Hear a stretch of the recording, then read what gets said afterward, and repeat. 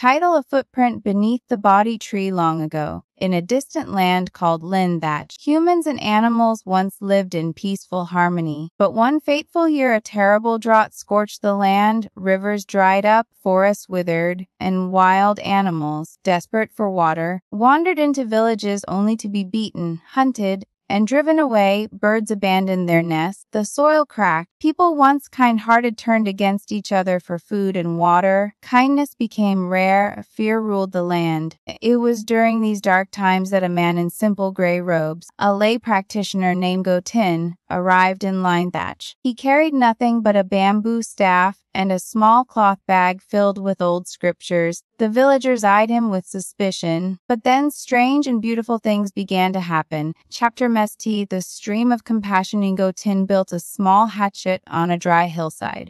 Each morning he would carry buckets of water from a tiny spring hidden among the rocks. He gave water not only to the sick and elderly, but also to the thirsty birds, deer, and monkeys. One villager asked, "Why do you waste water on animals?" "There's barely enough for us," Ngotin replied. "If we drink while others die of thirst, the water becomes poison." One night rain finally fell, but it fell only on the hill where Ngotin lived, not the village. The people were puzzled still. They watched quietly. Chapter High. The fire of hatred. In the village lived a cruel man named Old Kun. Once a hunter, now bitter and angry, he blamed the animals for crop failures and illness. One night, he lit a fire at the edge of the forest, hoping to burn them all. Ngotin walked straight into the blaze and shielded a terrified fawn with his robe. The fire danced around them, but didn't touch him. Old Ken saw this and fell to his knees in fear. "Are you a spirit, a god?" "Forgive me," Ngotin said.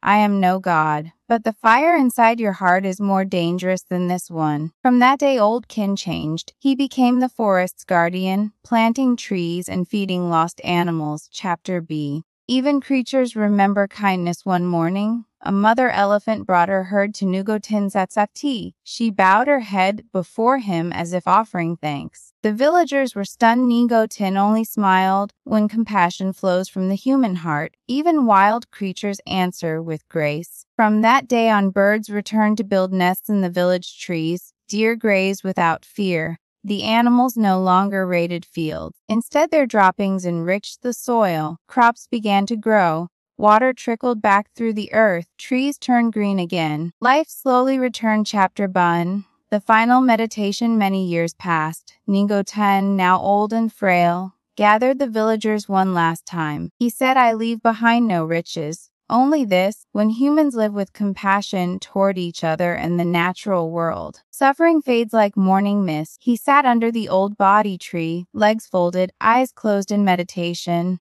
3 days and nights passed. On the morning of the 4th day, the villagers found him sitting peacefully, a gentle smile on his face. He had passed away silently. Where he sat, the Bodhi tree grew a new branch shaped like a crescent moon, and beneath it a single footprint remained, as light as a feather pressed into the earth. The villagers built a small hetche called Tun-Am, not as a shrine but as a reminder, a place to gather, to care, to share. Lindhach, once a place of drought and fear, became a sanctuary where humans and all creatures lived in harmony again. The story of Ngotin, the layman who healed both man and beast, is still told every spring. When new life blooms and the spirit of compassion whispers through the wind,